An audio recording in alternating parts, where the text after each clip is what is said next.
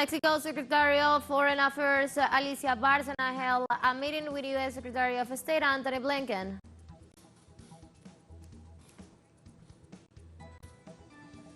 During the plenary session of the 20th meeting of the Valdai International Discussion Club, the Russian President Vladimir Putin stressed that his country has had to respond to constant geopolitical pressure.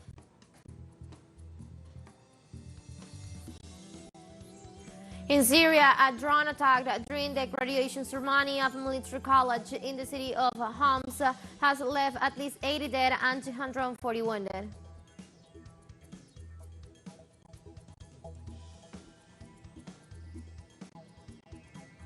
Hello, welcome to From the South. I'm Ana Marrero from the teleSUR headquarters in Caracas, Venezuela. We begin with the news. Stay with us.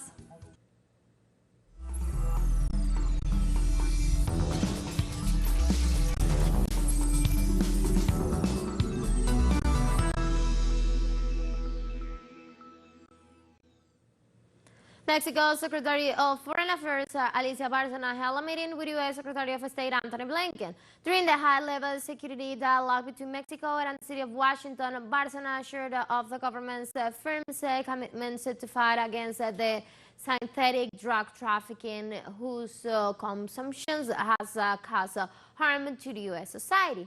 For his part, Blinken indicated that it is necessary to redouble the effort to reduce the illicit flow of drugs, as well as to bring to justice criminal networks that benefit from the violence.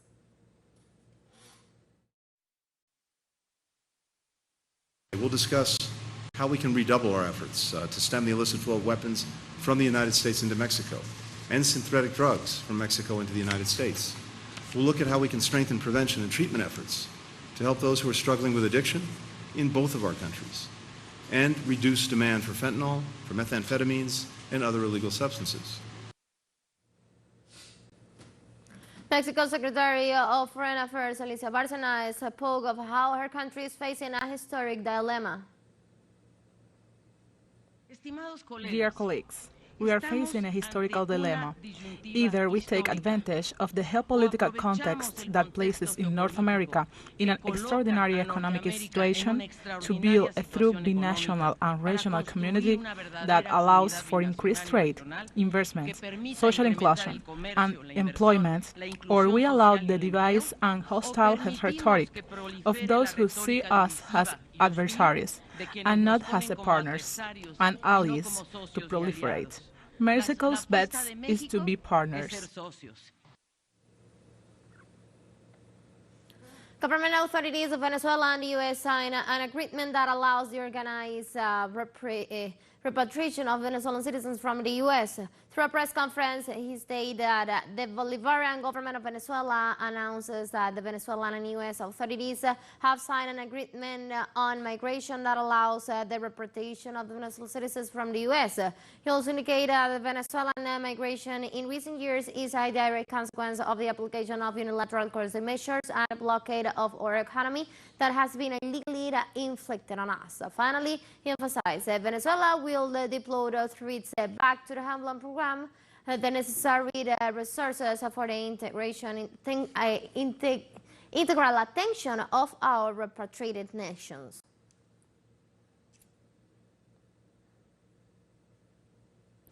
The president of Venezuela, Nicolás Maduro, on Thursday called on the people to defend peace and announced new plans to seek to solve hardened violence in the country.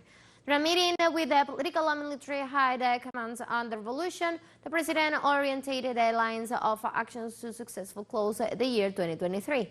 He also announced the launching of the new mission, Venezuela Women, Venezuela Youth, and the Great Mission, Equality and Social Happiness of the people in order to attend the population. Maduro also affirmed the need to defend peace and the greatest achievements of his administration, and denounced hate speeches that seeks to destabilize the country.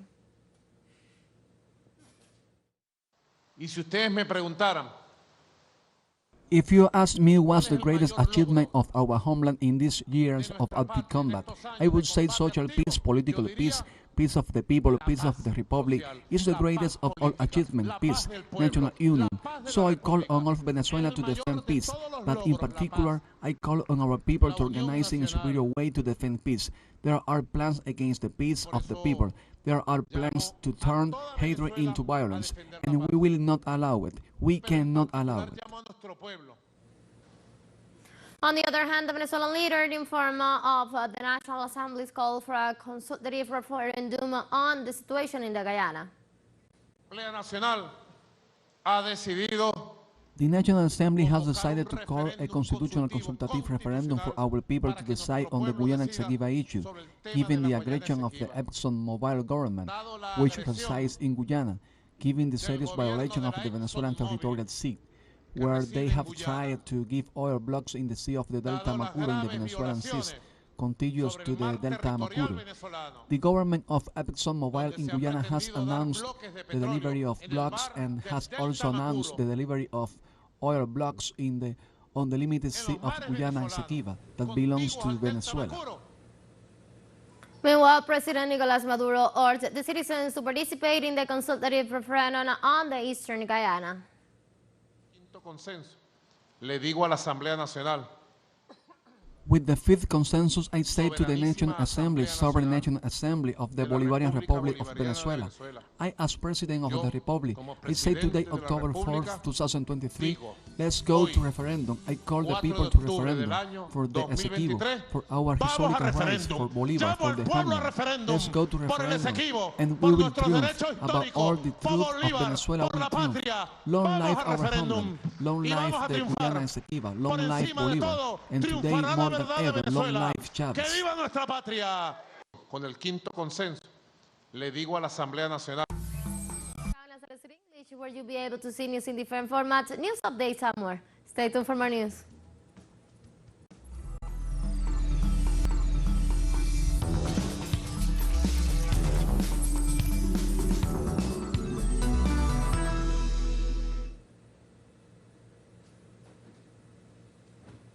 Welcome back to From the South.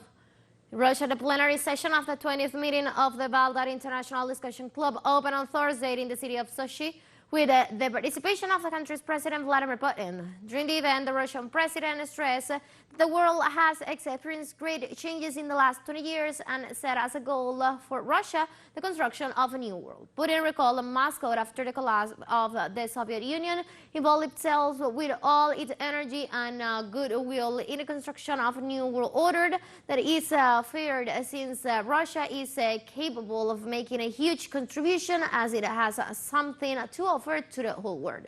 The president declared that Russia has always learned lessons from history, strengthening national unity and integrity. The prosperity of the West was largely achieved by robbing the colonies over the centuries. This is a fact. In fact, this level of development was largely achieved by robbing the entire planet. The history of the West is, in essence, a chronicle of endless expansion. Our arguments, exhortations, calls for reason and proposals were simply ignored. I have already said this publicly, including to our allies, our partners, that there was a moment when your humble servant simply suggested that maybe we should join NATO, but no, NATO does not need such a country. During the forum, the Russian president commented on Russia's ongoing conflict with Ukraine and made it clear that Russia did not start a war. Let's hear it. We did not start the so-called war in Ukraine. On the contrary, we are trying to end it. It was not us who organized the coup in Kiev in 2014, a coup that was bloody and unconstitutional. Wherever it happens, we immediately hear all the world's media, subordinated, first of all, of course, to the Anglo-Saxon world. It's not allowed, it's impossible, it's undemocratic, but here it is possible. They even named the amount of money that was spent on this coup. Unfortunately, we have to admit that our counterparts in the West have lost their sense of reality and have crossed all possible boundaries. They shouldn't have done it. Putin commented that Russia is not eager to conquer the new territories as advertised by the Western propaganda because they still have regions within Russia to develop and stress the strategies of the United States to establish the rule of colonial regime. Russia is the biggest, largest country in terms of territory in the world. We have no interest in terms of conquering any additional territories.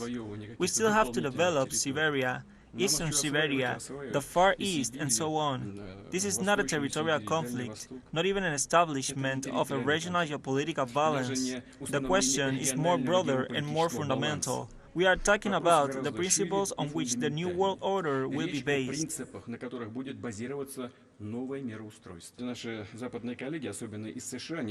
Our Western colleagues, especially from the United States, not only arbitrarily set such rules, but also teach who should implement them and how, who should behave and how. This is all done and said, as a rule, in an openly boorish manner. This is the same manifestation of this colonial thinking. We hear all the time, it is said all the time, you must, you are obliged, we are seriously warning you. Who are you?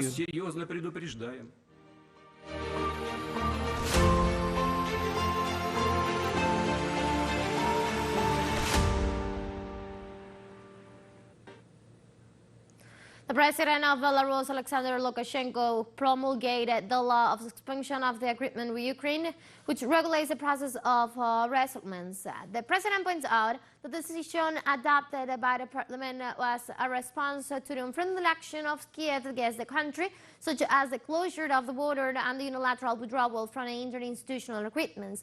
However, the authorities informed that the law will have no effect on the relocation and integration of migrants, nor will it affect the legal status of the Ukrainian citizens.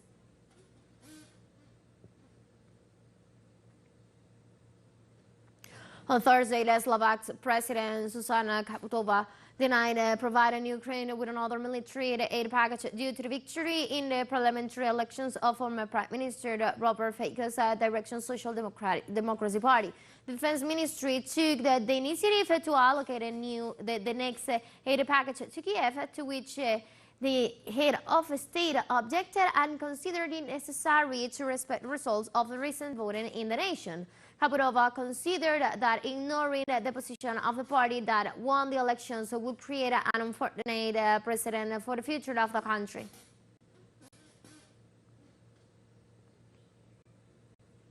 The Polish government announced its veto to the European Union immigration reform, which was also rejected by Hungary. Warsaw qualified the reform as a dictate of Brussels and Berlin, following an agreement reached the day before after 3 years of paralysis in the negotiations on the issue, considered key to advance in the reform of the pact on migration and asylum. The theme is a long-standing issue for the regional bloc, recognized by senior officials of the mechanism and denounced by the human and humanitarian rights organizations.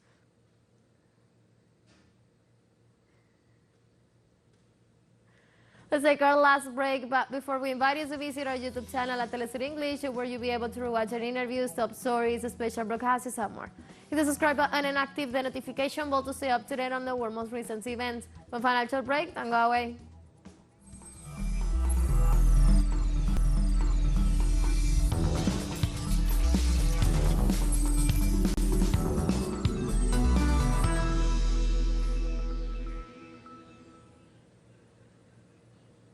Welcome back. In Syria, a drone attack during the graduation ceremony of a military college in the city of Homs has left at least 80 dead and 240 wounded. The preliminary figures were reported by the Ministry of Health, Hassam al-Ghashab, on Thursday. The official also noted that among the 80 dead are 6 women and 6 children. Among the women are also 55 women and 22 children. The Arab country's government declared 3 days of mourning in memory of the victims.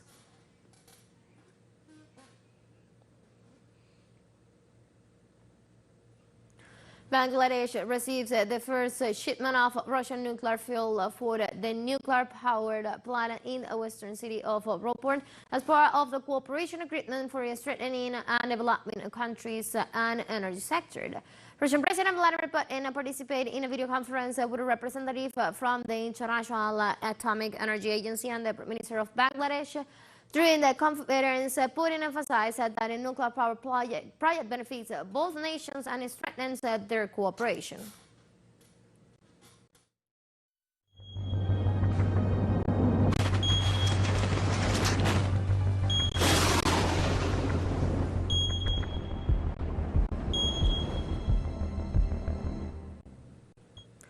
On Thursday, the authorities report a wildfire on Tenerife's holiday island, which the Spanish military tried to put out as not to leave over past August land ravage, which were under control.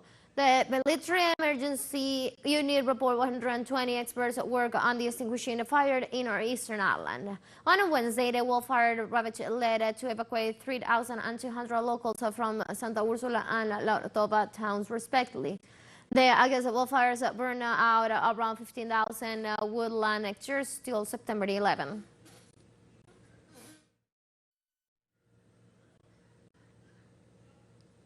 On Thursday, the Indian rescue teams searched for the 102 people missing after devastating flash floods triggered by a high-altitude glacial lake burned killed at least 10.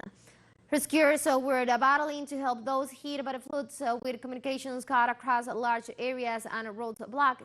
22 soldiers are among the missing, and one previously missing soldier was rescued. The army was working to reestablish telephone connection and provide medical aid to citizens and local state. Yesterday in the morning at around 3:45, the flash flood hit suddenly and at once.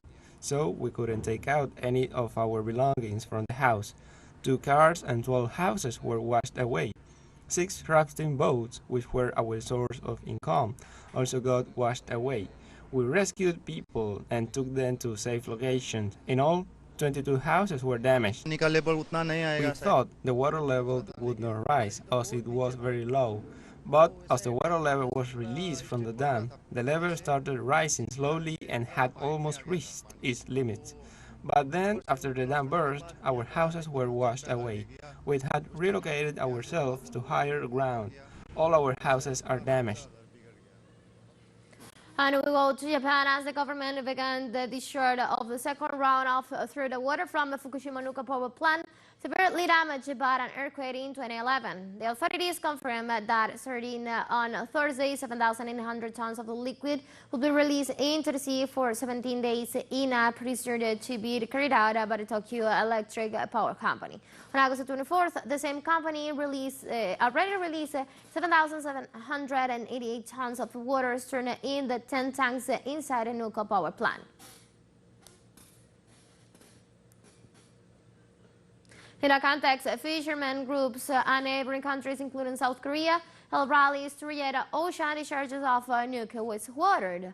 Likewise, China banned food imports coming from the Japanese sea due to its high level of pollution, points out that they will be harmful to health. Indeed, since the Fukushima nuclear disaster, the release of radioactive paralyzed the region's fishing industry.